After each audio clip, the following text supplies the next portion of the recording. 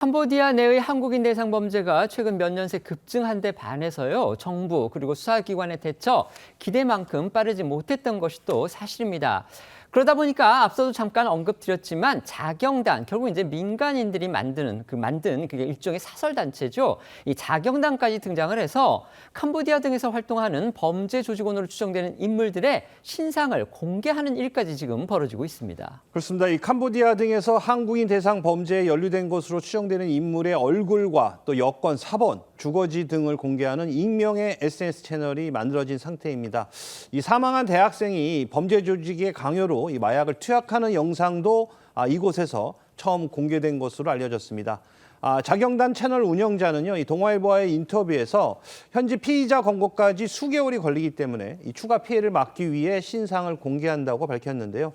외교부와 경찰 등 이 공적 시스템이 제 기능을 못해 생긴 결과라며 이 정부가 엄중하게 인식해야 한다는 의견과 또 이 사적 제재의 위험성에 대한 우려가 동시에 나오고 있습니다. 관련해서 최근 캄보디아 현지의 쓰레기통에서요, 외국인 여권이 쏟아져 나온 그런 사진이 또 알려졌습니다. 이게 온라인을 통해 확산을 하면서 불안감을 키우고 있습니다. 네, 이 온라인 커뮤니티 등에 이해하면 무서운 사진이라는 제목으로 이 캄보디아 한 쓰레기통에서 외국인 여권이 쏟아져 나온 사진이 올라와서 이 관심이 집중되고 있습니다. 해당 사진은요, 지난 6월에 이 태국 커뮤니티에 익명으로 먼저 올라왔는데 이 캄보디아 포이펫에서 촬영이 된 것으로 알려졌습니다. 이곳에도 또 다른 이 범죄 단지가 있는 곳으로 알려진 곳인데요. 이 사진상에서 가장 많이 보이는 갈색 여권은 이 태국 국적의 여권이었고요. 이 사진 최초 게시자는 이 사람들이 어떻게 돌아올지 아니면 돌아올 수 있을지조차 모르겠다라는 글을 남긴 것으로 전해졌습니다. 이 때문에 한국인을 비롯해서 외국인 대상 납치, 이 감금 사건이 늘고 있는 캄보디아 현지 상황을 상징적으로 보여주는 장면이 아니겠느냐, 이런 해석이 나오고 있습니다. 지난 방송에서 저희가 소개를 드렸습니다. 올해 1월에서 8월까지만 이 캄보디아에서 취업 사기 후에 감금을 당했다, 이런 신고가 한국 공간, 그러니까 캄보디아 현지 주재 한국 공간에 330건이 접수가 됐습니다. 정말 이거는 우리가 알지 못했던 사실이죠. 그리고 어마어마한 숫자라고 할 수가 있겠습니다. 외국에서 우리 국민이 납치, 감금됐다는 신고입니다. 그런데 지금 우리 정부가 과연 그것에 대해서 어떤 대책을 취했느냐, 330명이면은 결코 적은 숫자가 아닌데 그런 부분과 관련해서 지금 야당이 정부에 대해서 공세를 펴고 있습니다. 예를 들어서 이번에 대학생 사망 사건 확인된 게 8월 초입니다. 그런데 대통령의 그 대처 지시가 나온 거는 그보다도 2달 정도가 지난 뒤다. 이렇게 정부가 늑장 대처를 해도 되는 거냐, 지금 이런 비판이 나오고 있습니다. 하지만 이제 생각을 해본다면요, 지금 이 새 정부가 들어선 지가 지금 지난 6월이기 때문에 그 전의 상황을 싸잡아서 현 정부에 대해서만 과연 비판을 가하는 것이 옳으냐, 이런 또 반박이 나올 여지는 있습니다만 어쨌든지 간에 현재 정부를 책임지고 있는 게 이재명 대통령이기 때문에 이 대통령을 향해서 국민의힘의 비판이 가중되고 가열되는 그런 상황인 겁니다. 어떻게 보십니까? 물론 지금 대한민국을 책임지고 있는 건 이재명 정부입니다. 그렇기 때문에 이재명 정부가 여기에 대해서는 뼈아프게 생각하고 여기에 대해서 빨리 대책을 세워야 된다는 것은 당연한 얘기입니다.